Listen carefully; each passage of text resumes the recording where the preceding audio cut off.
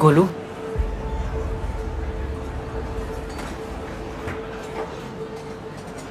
का भइल?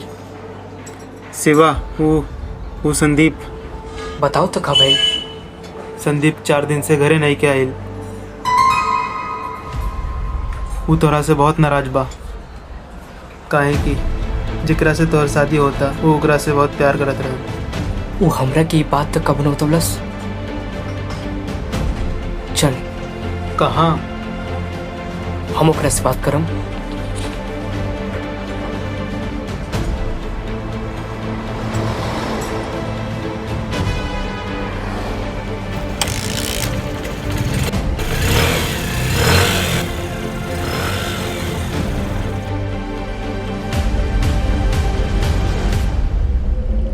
शिवा, गाड़ी रोक, जरा हम हल्का हो कम।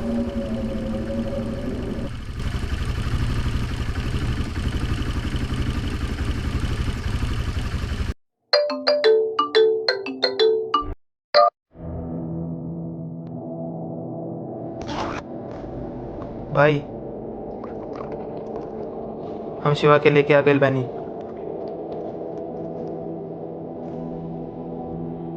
ठीक बा भाई।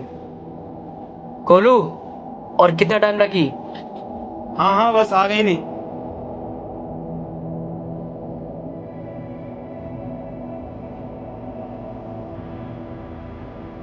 चल।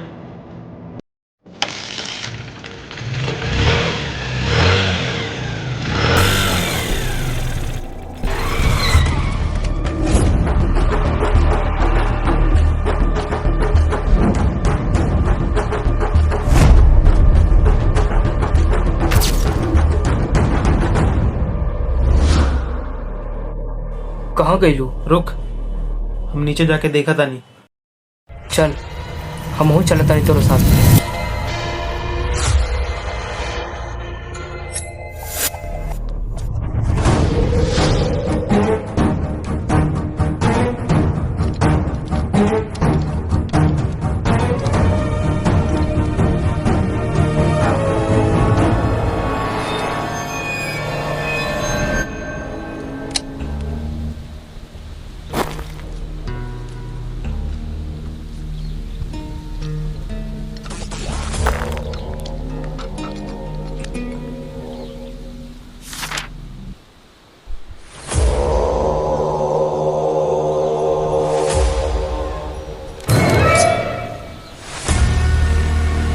संदीप, ते अपन दोस्त के ऐसे दुश्मन की तरह कहा दिखता रे?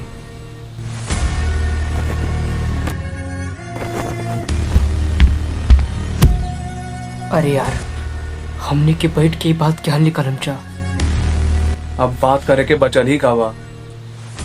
ते कहू तो हम साफा बात के तोरो भी कन्यादान कर दी। चल। अरे एक बार हमारी बात तो सुन पहले। संदीप संदीप संदीप, एक बार बात तो सुन। हाथ छोड़। अरे हमारा यकीन कर, तेरिया से प्यार करत रहले, ये हमरा के ना मालूम रहल। गोलू को बतौला के बात तोरा के पता चल गए है ना। ते हमार रिया तोरा के शादी कैंसिल कर दे चाहत रहल। अरे ये कोनो गुड्डा गुड़िया के खेलने की, इतना सब होके के बाद हम का करती? तोरा के हल चाहत रहल ना, ये कर हल बा। अरे यार, एक के कैसे समझाई? संदीप, ये तू क्या करता रे? बोल, क्या कल चाहता रहे? ते तो हमरा पे ऐसे गुस्सा होता रे जैसे कि हम सब कुछ जानबूझ के कैले बानी। ते जवान कुछ कैले बाड़े, सब जान मूझ के कैले बड़े। चल हट। सुन संदीप, ये तोरा से इतना अच्छा से बात करा था और तू? हम दोस्त से कबो धोखा न देनी। अरे दोस्त खातिर तो हम पर जान भी दे सकता नहीं।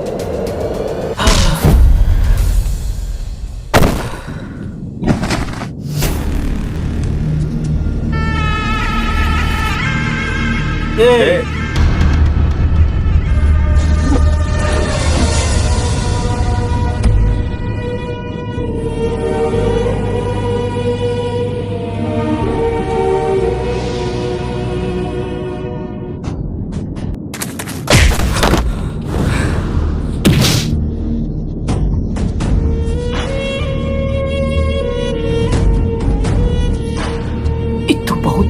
करता रे?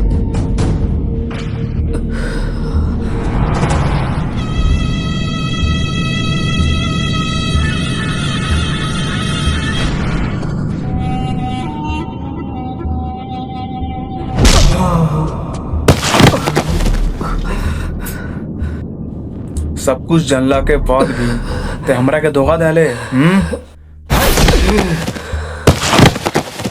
तड़पा तड़पा के मारे, इतना आसान मत ना देम तोरा के, ताकि तोरा के पता चले कि प्यार में कितना दर्द होला।